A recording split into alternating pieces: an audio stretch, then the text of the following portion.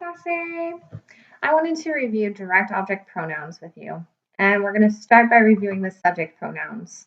So when we have a pronoun as the subject of the sentence, meaning a word taking the place of a noun, instead of saying like Miss Bray, I say I. So the Spanish equivalent of I would be yo. I know you know these so well by now. Informal you would be tú. He is él. She is ella. And formal you is usted. I just sneezed. Okay.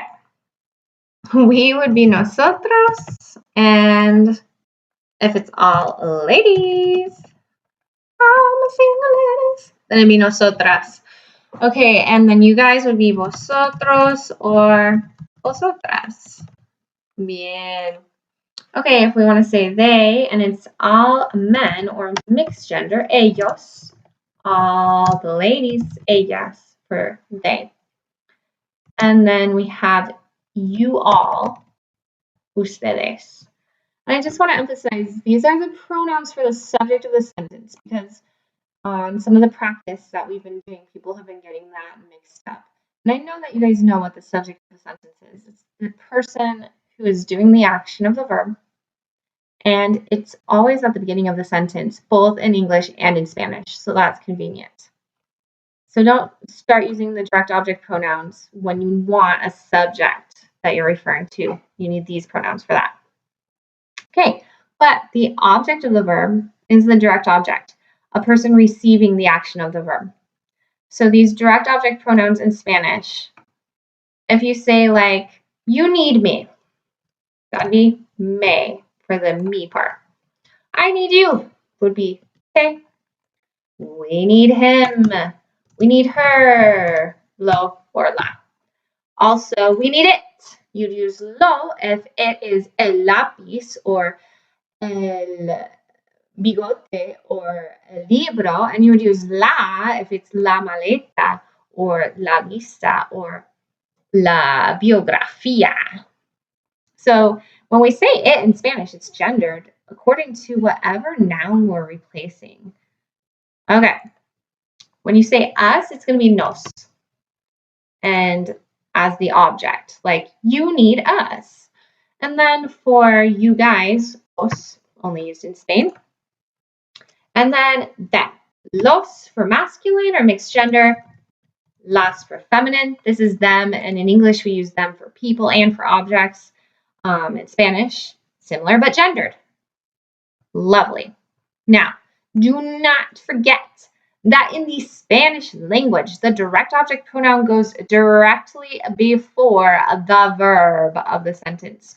So it's never interrupted by a no that's negating the sentence or a subject, pronoun, or just word referring to subject. It goes right before the verb. It is different from English. It's not the same order as English, and that can be confusing. Okay, just a bit more practice for you guys.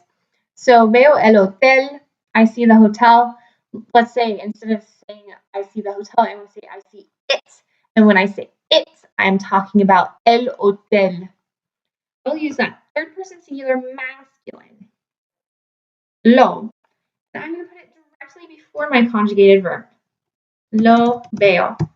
If I wanted to, I could say yo lo veo. I can say lo veo. Veo shows me that the subject of the sentence is I, but yo is an optional pronoun as well. So remember that these are gendered. So if you say it or them, it has to agree with whatever it is that you are replacing. Okay, and then I also want to do number 5 for you guys. The students need me.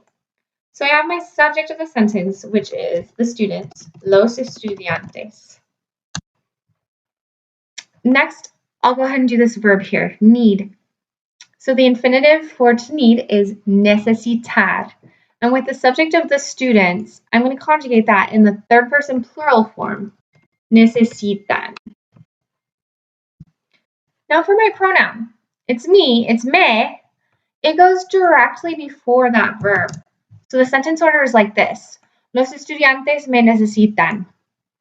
So instead of being just like the order of English, it's this object pronoun that's out of place. It's going to be before directly before the verb. Los estudiantes me necesitan. Okay, I hope that was helpful and buena suerte con la práctica. Good luck with the practice. Adios.